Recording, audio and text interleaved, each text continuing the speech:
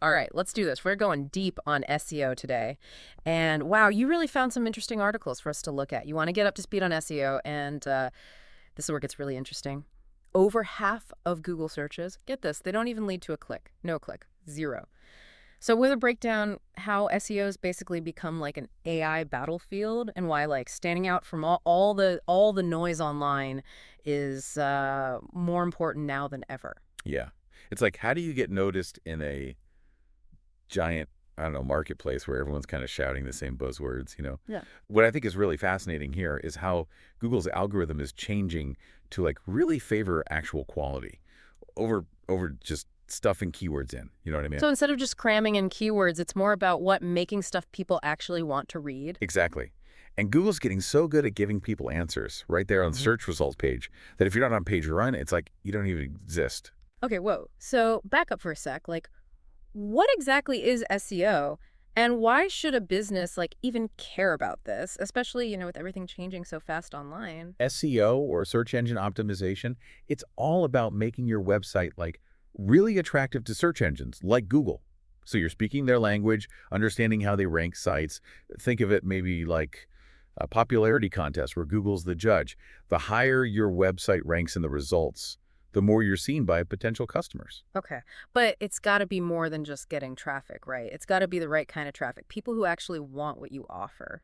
The SEJ article mentioned that organic search is often like the main source of traffic for a lot of businesses. So if you're not showing up in those search results, you're missing out on a lot. Absolutely. Yeah. Yeah. Nowadays, you want to find something, you just Google it, right? Mm-hmm. If your business isn't there, poof, you're invisible to a ton of potential customers. Okay, so you're sold on SEO. What are like the essential parts of a good SEO strategy? Well, metric marketing lays out four main pillars: keyword analysis, backlink building, content creation, and technical SEO.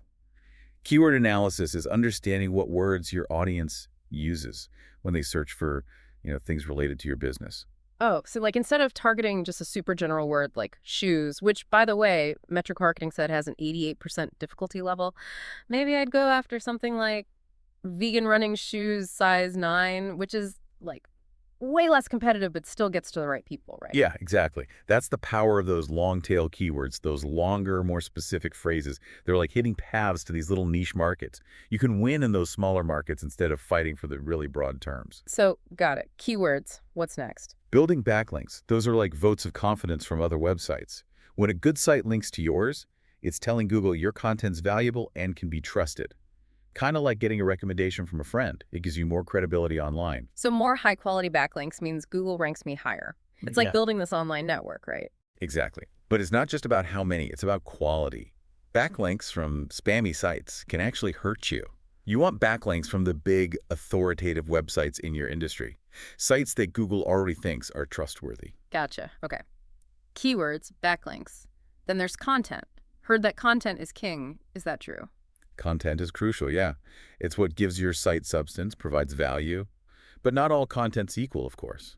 Google prioritizes the good stuff: informative, engaging, well-written, relevant to your keywords. So no more churning out generic blog posts just packed with keywords, huh? It's about like really making quality content that answers questions, gives insights, keeps people coming back. Yeah, make it informative, enjoyable to read. Think about what your audience needs, what they're interested in. All right. Getting the big picture here. But this technical SEO thing still sounds a bit scary. What's that all about? Think of it like the foundation of your website, making sure it's built in a way search engines understand and can easily index. So optimizing your site's architecture, how fast it loads, making sure it works well on phones, and everything behind the scenes runs smoothly. So if my website's like a store, technical SEO is making sure the aisles are clear, signs are easy to read, everything's well lit. So customers and Google can find what they need easily. That's a great way to think about it. It might sound complicated, but it's about making a website that's user-friendly and that makes search engines happy too. Okay, less intimidating now. So we got keywords, backlinks, content, and technical SEO all in place. But there's this whole AI thing happening in SEO now. How is that changing things, and how do we, keep up? The arrival of AI tools like ChatGPT is changing how we approach SEO. It's helping us research keywords, analyze data, even get content ideas. But like Metric Marketing pointed out, AI is a tool, not a replacement for us humans. Google's focus on EET, or experience, expertise, authoritativeness, and trustworthiness, means real human insight is more important than ever. Hold on, EAT, break that down for me. It sounds like Google wants content that's more than just surface level, right? Yeah. They want to see like real human experience and knowledge behind it all. Right. EET is how Google makes sure the info it gives to people is credible, trustworthy, reliable. It's about making your website an authority, showing you have real expertise, not just repeating what others say. So it's kind of like this balancing act, using AI, but keeping that human touch, the thing that builds trust. Yeah, finding the right balance. Wow. Using the latest tech, but also our own smarts to create something valuable and unique. Mind-blowing stuff. We've covered a lot, but there's still so much more to talk about. We'll be back in part 2 of this SEO deep dive. We'll be looking at how the web's always changing, the interesting connection between SEO and PR, and why it's so important to understand the buying cycle. Welcome back. Ready for more on this SEO adventure. Now we're going to look at how SEO is like more than just keywords and rankings. Right. It's really a dynamic process that shows us all kinds of new, opportunities. Oh, that's a good way to put it. Right. I like that. What kind of opportunities are we talking about here? It could be finding content ideas you haven't thought of before, or even getting a better understanding of how customers behave. When we look at search trends and keyword data, we get to see what our audience is looking for. Oh, okay. So it's not just getting people to our website. It's figuring out what they need and making sure our content and strategies are actually giving them that. Yeah, exactly. SEO Great. gives us that data, those insights, so we can make better decisions about, everything: content, marketing, even developing new products. So we're using SEO to bring in customers, but also to really get them, build a business that's all about the customer. Right. And as things change online, the opportunities from SEO, they just keep growing. Speaking of change, the SEJ article talked about SEO as a form of PR. How does that work? I usually think of PR as press releases and media stuff. Yeah, traditional PR is still important, but SEO, it's a big part of how your brand looks online, how visible you are. When your website ranks high for the right keywords, you get more traffic, sure. Yeah. But it also boosts your credibility, makes Yeah. you seem more authoritative. So when people search for something in my industry, if my site's at the top, it's almost like Google's giving me a thumbs up, right? They trust the site that's in that top spot. Exactly. That ranking gives you instant trust and authority, kind of like a seal of approval from, someone everyone respects. And when people have so many choices online, that trust can make a huge difference. It's that feeling of oh, this one's been recommended by someone I trust rather than just picking something random. Exactly. And that's why SEO is more than just traffic. It's about building your brand, controlling how people see your business, and creating a good image online. So we're talking about an online experience that's not just informative, but makes people feel good about your brand. That's a great way to put it. A website that reflects well on you leaves a good impression. And SEO is how you do that.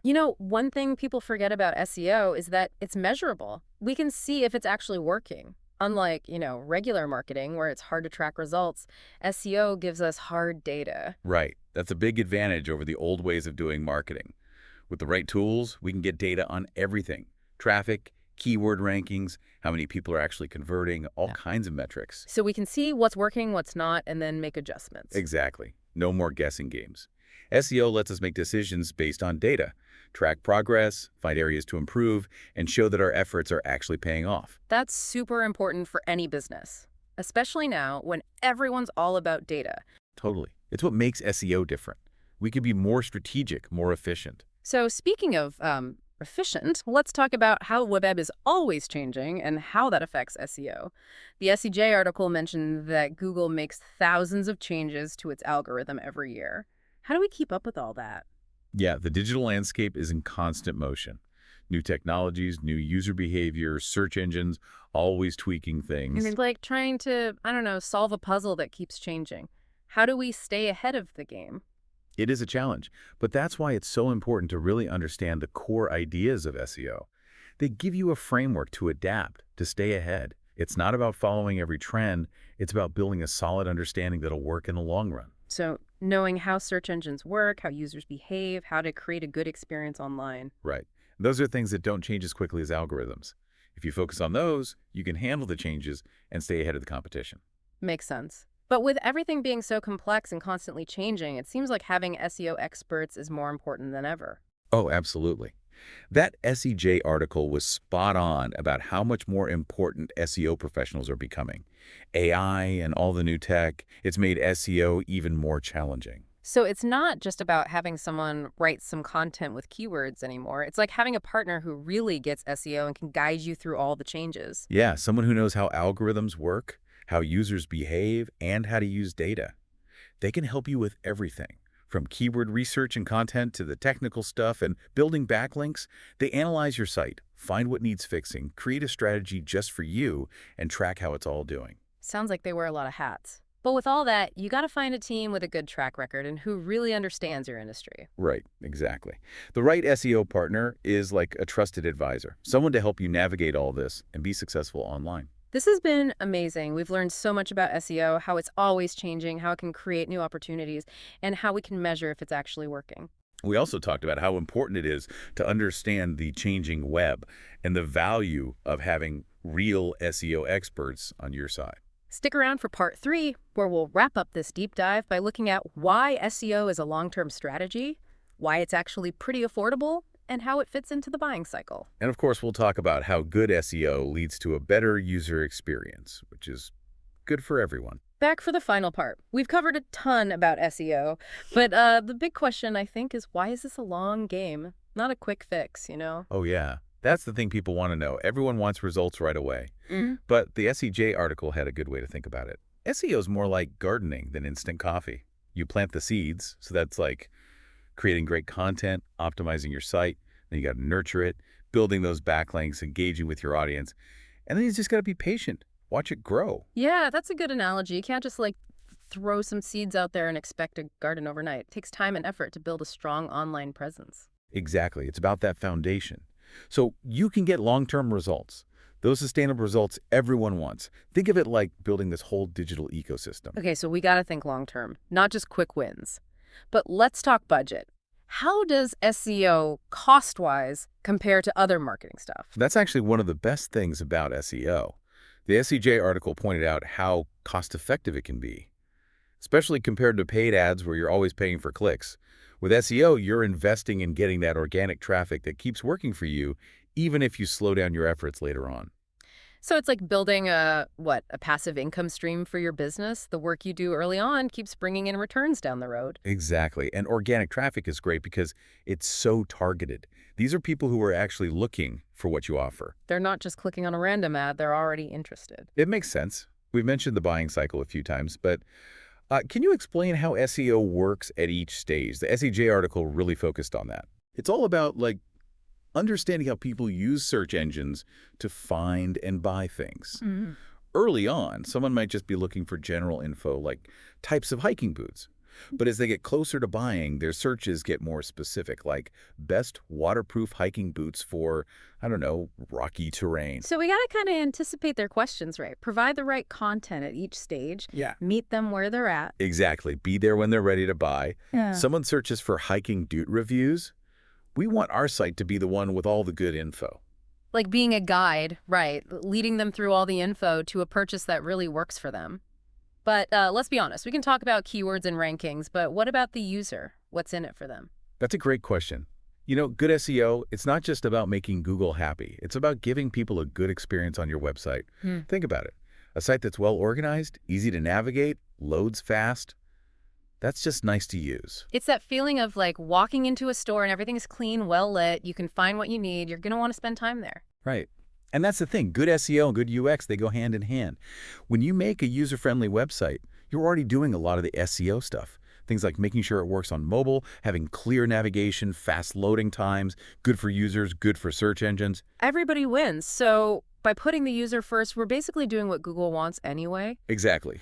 It's not about tricking Google. It's about making something that works for everyone. Oh, this has been eye-opening. We've learned so much about what SEO can do. It's always changing. There's so many new opportunities, and it's all about giving people something valuable. And it's all about building those relationships with people. That's what it comes down to. Mm. Well, this has been an amazing SEO adventure. We hope you've learned a ton and feel ready to tackle the digital world. Until next time, happy optimizing.